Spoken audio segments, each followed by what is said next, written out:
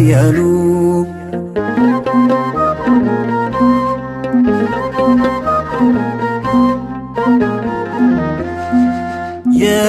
የሚቀጣጠለው እሳት አንተን ይፈራል።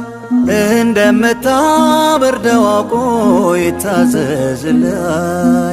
ልምድ አለ መላኩ ልምድ አለ አባቴ ንካኝ እንደ ቂርቆስ ይጥፋ ፍርሃቴ።